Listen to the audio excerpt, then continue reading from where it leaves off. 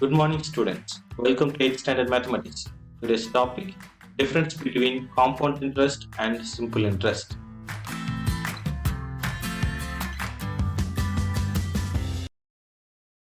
Dear students, last classல applications of compound interest formula பார்த்தோம். compound interest formula எங்கெல்லாம் பயன்படுது அப்படின்னு பார்த்தோம். ஸோ அதை பேஸ் பண்ணி ஒரு சம் பார்த்துட்டு next difference between compound interest and simple இன்ட்ரெஸ்ட்டுக்கான ஃபார்முலாஸ் பார்க்கலாம். Example 4.17. The population of a town is increasing at the rate of 6% per annum. அதாவது ஒரு டவுன்ல இருக்கிற அந்த பாப்புலேஷன், அந்த மக்கள் தொகை வந்து 6% per annum, அதாவது 6% ஒரு வருடத்துக்கு இன்க்ரீஸ் ஆகுது. அப்படி இன்க்ரீஸ் ஆகும் பொழுது 2018ல it was 2,38,765 in the year 2018. 2018ல அதனுடைய பாப்புலேஷன் வந்து 2,38,765 இருக்கு. அதே பாப்புலேஷன் 2016 and 20ல எவ்வளவு இருக்கும்? Find the population in the year 2016 and 20 அப்படின்னு கேட்டிருக்கிறாங்க. இதுதான் நம்ம ஃபைண்ட் அவுட் பண்ண போறோம். நமக்கு வந்து 2018ல எவ்வளவு இருக்கு அப்படின்ற அந்த பாப்புலேஷன் இங்க கொடுத்துட்டாங்க. ஸோ இதை யூஸ் பண்ணி 2016ல எவ்வளவு இருந்திருக்கும், 2020ல எவ்வளவு இருக்கும் பாப்புலேஷன் அப்படின்றது தான் நமக்கு இங்க கொடுத்துருக்காங்க. ஃபைண்ட் அவுட் பண்ண போறோம். இப்போ பாருங்க, let the population in 2016 be P. So அந்த பாப்புலேஷனை நம்ம இங்க பி அப்படின்னு எடுத்துக்கிறோம். ஸோ அப்படி எடுத்துக்கிட்டா நமக்கு அந்த formula A is equal to P into 1 plus R by 100 whole power n. இங்க A ஓட வேல்யூ நமக்கு இங்க கொடுத்துருக்காங்க 2,38,765. இதை நாம ஏன்னு எடுத்துக்கிறோம். எடுத்துக்கிட்டு இந்த P ஓட வேல்யூ ஃபைண்ட் அவுட் பண்ண போறோம். P அப்படிங்கிறது தான் population in 2016. So P into 1 plus R. Rங்கிறது rate of interest. Rate of interest 6% கொடுத்துருக்காங்க. So 6 divided by 100 whole power 2 கொடுத்துருக்குறோம். ஏன் 2னா இந்த 2018க்கும் 16க்கும் இடையில என்ன இயர் டிஃபரன்ஸ் இருக்குன்னு பாத்தீங்கன்னா 2 years டிஃபரன்ஸ் இருக்கு. ஸோ அதனால இங்க பவர்ல n-க்கு பதிலா 2ன்னு கொடுத்துருக்குறோம். ஸோ இப்போ கிராஸ் மல்டிப்ளை பண்ணீங்கன்னா 100 plus 6 divided by 100. So add பண்ணும் பொழுது நமக்கு 106 divided by 100 விடும். இப்போ இந்த ரெண்டையும் கேன்சல் பண்ண போறோம். கேன்சல் பண்ணோம்னா 2 டேபிள்ல கேன்சல் பண்ணலாம். 5 2s are 10, 3 2s are 6. அதே போல இதையும் 2ஆல கேன்சல் பண்ணோம்னா 50 வரும். 5 2s are 10, ஒரு 0 இருக்கு. So 53 divided by 50. இங்க நம்ம ஃபைண்ட் அவுட் பண்ண போறது P ஓட வேல்யூ தான். ஸோ அதனால இதை நம்ம இந்த 53 by 50ய நம்ம லெஃப்ட் ஹேண்ட் சைட் கொண்டுட்டு போகலாம். அப்போ நமக்கு இங்க வந்து இது வந்து 50 divided by 53 மாறிடும். ஸோ அதனுடைய ரெசிப்ரோக்கல் வந்து இது வந்து 50 நியூமரேட்டருக்கும் 53 டினாமினேட்டருக்கும் வந்துடும். So whole square. இப்போ இதை நம்ம 2 டைம்ஸ் எழுத போறோம். ஏன்னா ஸ்கொயர்ல இருக்கிறதுனால இது 2 டைம்ஸ் எழுதிக்கலாம். 50 divided by 53 into 50 divided by 53.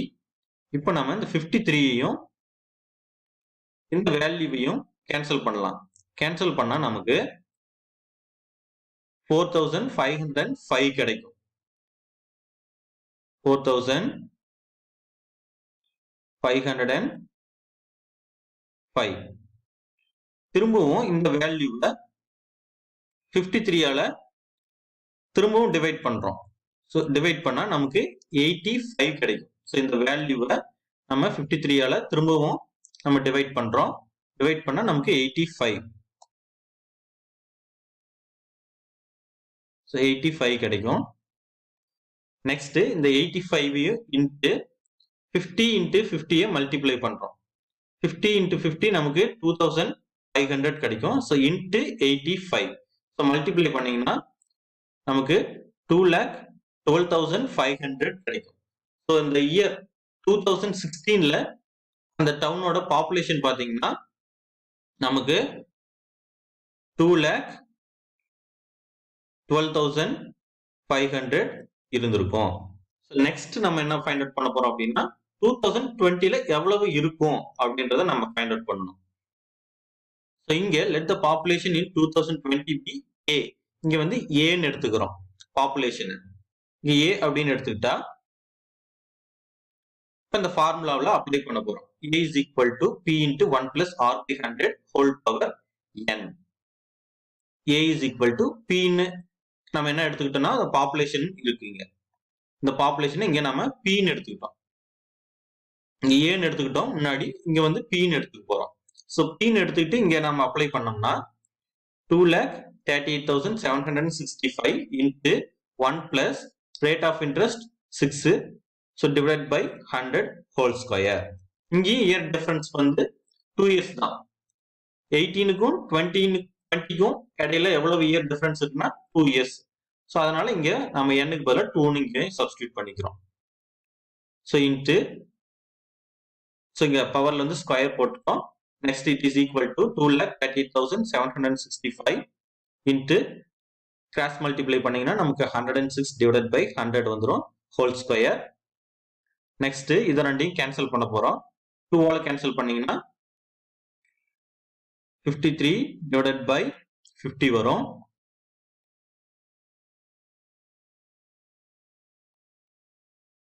அடுத்து இத நம்ம ஸ்கொயர்ல இருக்கனால 2 டைம்ஸ் எழுத போறோம். 53 divided by 50 into 53 divided by 50. இப்போ ஃபர்ஸ்ட் நம்ம இந்த வேல்யூவை 50 ஆல டிவைட் பண்ணலாம். சோ 50 ஆல டிவைட் பண்ணும்போது நமக்கு 4,775.3 வரும். திரும்பவும் இந்த வேல்யூவை அகைன் நம்ம 50 ஆல டிவைட் பண்ண போறோம். திரும்பவும் இத 50 ஆல டிவைட் பண்ணா நமக்கு 95.506 கிடைக்கும்.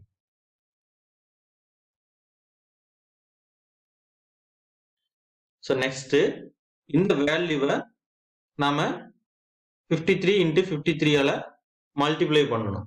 So 53 into 53 நீங்க மல்டிப்ளை பண்ணீங்கன்னா உங்களுக்கு 2809 கிடைக்கும்.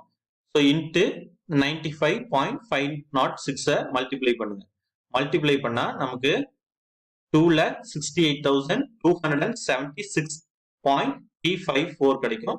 ஸோ இந்த டெசிமல் பாயிண்ட்ல இருக்கிறத நம்ம விட்டுலாம், ஏன்னா பாப்புலேஷன் அப்படிங்கிறதுனால நம்ம இந்த வேல்யூ மட்டும் நம்ம எடுத்துக்கலாம். டெசிமலுக்கு அப்புறம் இருக்கிற அந்த வேல்யூவை நம்ம விட்டுட்டு இந்த வேல்யூ மட்டும் நம்ம எடுத்துக்கிட்டோம்னா நமக்கு 2,68,276 கிடைக்கும். ஸோ இதுதான்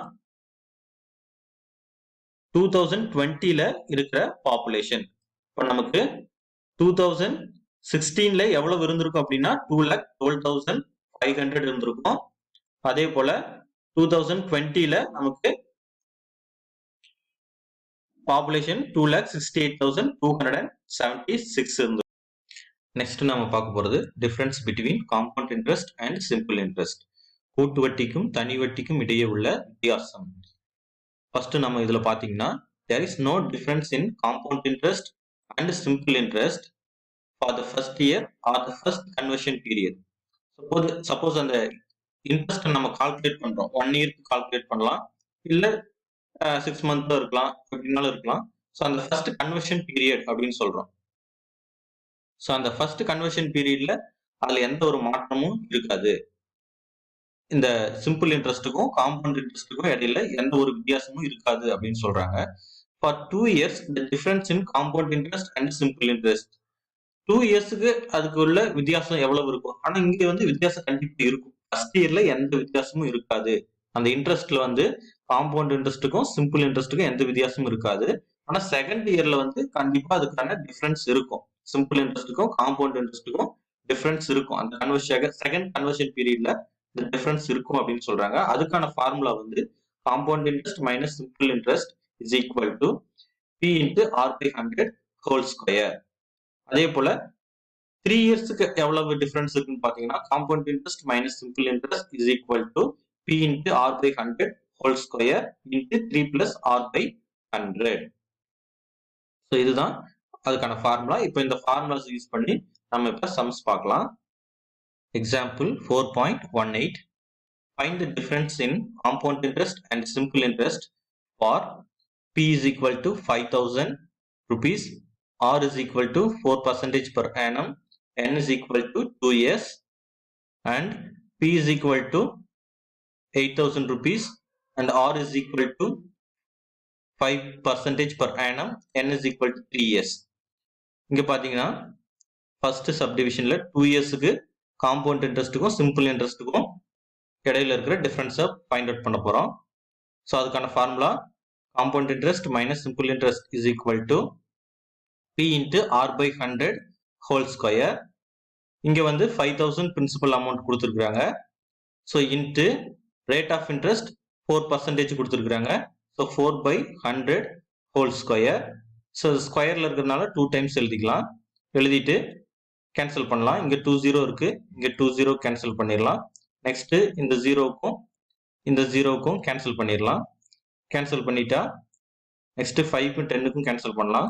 1 5s are 5, 2 5s are 10. அடுத்து 2க்கு 4க்கு கேன்சல் பண்ணலாம். 1 2s are 2, 2 2s are 4. So 4 2s are 8. So difference பார்த்தீங்கன்னா 2 இயர்ஸ்க்கு 8 rupees சிம்பிள் இன்ட்ரெஸ்ட்டுக்கும் காம்பவுண்ட் இன்ட்ரெஸ்ட்டுக்கும் இடையில டிஃபரன்ஸ் இருக்கும். செகண்ட் பார்த்தீங்கன்னா ஃபார் 3 இயர்ஸ் கொடுத்துருக்காங்க. இதுக்கான formula simple compound interest minus simple interest is equal to P into R by 100 whole square into 3 plus R by 100. இங்க principal amount வந்து 8,000 கொடுத்துருக்காங்க.